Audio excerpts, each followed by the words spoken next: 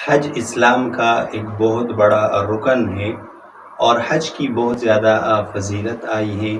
بخاری شریف کی ایک روایت میں آپ صلی اللہ علیہ وسلم کا فرمان ہے کہ الحج المبرور لیس له جزاء الا الجنہ، کہ مقبول حج کا بدلہ اور ثواب جنت ہی ہے۔ اگر کوئی شخص حج کرتا ہے اور اللہ تعالیٰ اس کے حج کو قبول کرتا ہے تو اس کا بدلہ یہ ہے کہ اللہ تعالیٰ اس کو جنت دیں گے۔ اور بھی بہت زیادہ فضائل حج کے ہیں۔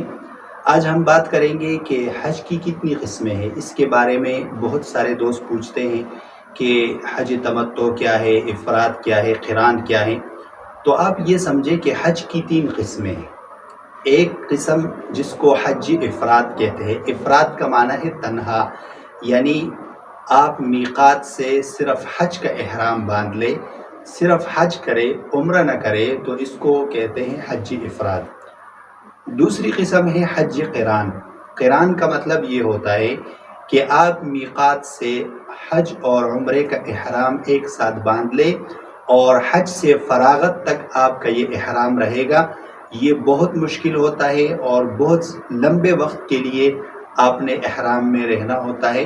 حالانکہ ہمارے نزدیک سب سے افضل جو قسم ہے وہ یہ ہے کہ آپ میقات سے عمرے کا احرام باندھ لے اور پھر احرام نہ کھولے، آخر تک حج کے آخری دن تک آپ احرام میں رہے، پھر آخر میں آپ احرام کھول لیں، تو یہ حج قران کہلاتا ہے۔ ایک تیسری قسم ہے جو آسان بھی ہے، اور عموماً ہمارے یہاں سے جو لوگ جاتے ہیں وہ حج تمتع کرتے ہیں۔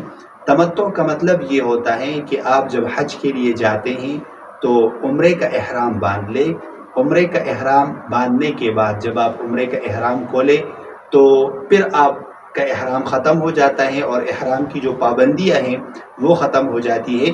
پھر آپ نے 8 ذی الحجہ سے حج کا احرام باندھنا ہوتا ہے، اور یہ حج تمتع ہے۔ اکثر لوگ یہ حج کرتے ہیں۔